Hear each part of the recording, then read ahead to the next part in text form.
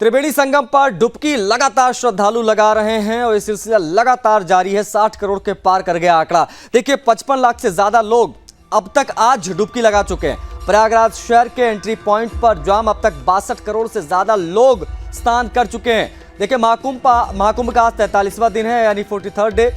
26 फरवरी महाशिवरात्रि को अंतिम अमृत स्नान होना है। महाकुंभ में सुबह 10 बजे तक 55 लाख से ज्यादा श्रद्धालु आस्था की डुबकी लगा चुके हैं। 13 जनवरी से अब तक 62 करोड़ से ज्यादा श्रद्धालु संगम में डुबकी लगा चुके हैं। प्रयागराज में एंट्री पॉइंट पर पार्किंग के आसपास जाम की स्थिति बनी हुई है। ये मौजूदा क्या स्थिति है, क्या हालात है, वो हम आपको बता रहे हैं। देखिए भारी भीड़ के चलते शहर के अंदर चौराहों पर भी भीषण जाम है। प्रयागराज पहुंचने वाली गाड़ियों को संगम से 10 किलोमीटर पहले वाली पार्किंग पर रोका जा रहा है। उसके बाद मेला क्षेत्र तक उनको ऑटो या ई रिक्शा की व्यवस्था या शटल बसों की व्यवस्था जो दी गई है उससे वो पहुंच सकते हैं।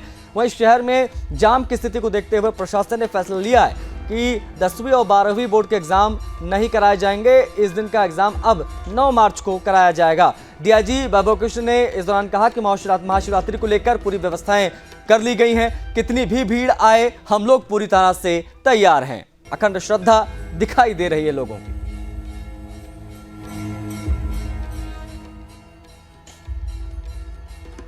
तो जाम को लेकर प्रशासन किस प्रकार से अलर्ट है, देखिए प्रयागराज के एंट्री पॉइंट्स पर पुलिसकर्मियों की तैनाती की गई है। प्रयागराज में जाम को लेकर पुलिसकर्मी एक्टिव दिखाई दे रहे हैं।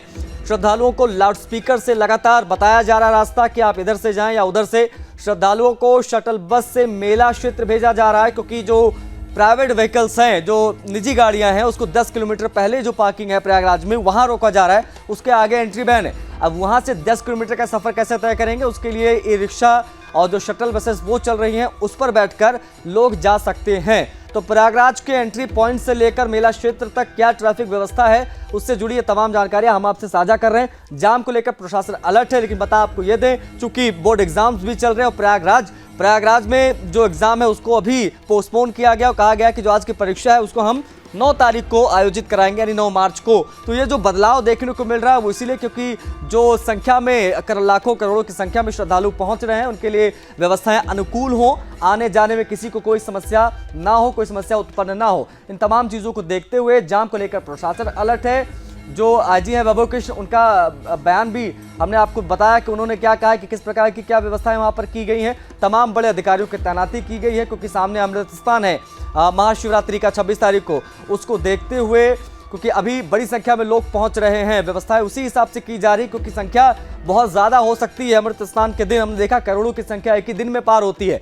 अब ऐसे में जो मैनेजमेंट है उसके लिए चुनौतियां बहुत ज़्यादा बढ़ जाती है, विशेष तौर पर जब अमृत स्नान आता है। तो विश्व में किस प्रकार से धर्म और अध्यात्म का प्रकाश इस महाकुंभ ने फैलाया, लेकिन साथ साथ में जो व्यवस्थाएं रहीं उसकी जितनी सराहना उतनी कम, क्योंकि करोड़ों लोगों को मैनेज करना ये अपने आप में एक बड़ी चुनौती, और जो प्रशासन उन्होंने चुनौती पर पार पाया। अब सामने एक बड़ी चुनौती है, वो है महाशिवरात्रि के महास्नान की, जहां पर करोड़ों की संख्या में लोग स्नान करेंगे और श्रद्धालुओं का रेला वो लगा हुआ है। पिछले एक हफ्ते से लगातार नियमित अंतराल पर लोग पहुंच रहे हैं। कोई अपने व्हीकल से पहुंच रहा है, कोई ट्रेन से पहुंच रहा है, कोई प्लेन से पहुंच रहा है, और प्रयागराज पूरा जाम इस वक्त। लेकिन क्या व्यवस्था रखी गई है वो जरा देखिए और समझिए।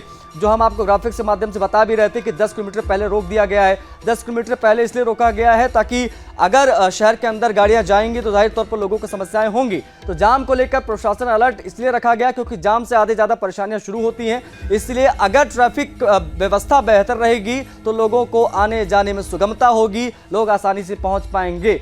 10 किलोमीटर का दायरा जो है उसके लिए शटल बसेस की सुविधाएं रखी गई हैं, ई रिक्शाज हैं, इन सब का इस्तेमाल करते हुए लोग जा सकते हैं। कई लोग उसमें पैदल भी चलते दिखाई देते हैं। तो जाम को लेकर क्या व्यवस्था है, महाकुंभ को लेकर क्या अपडेट्स हैं, आज की कौन पहुंच रहा है श्रद्धा के इस महासंगम में, पूरी जानकारी हम आपसे साझा कर रहे हैं।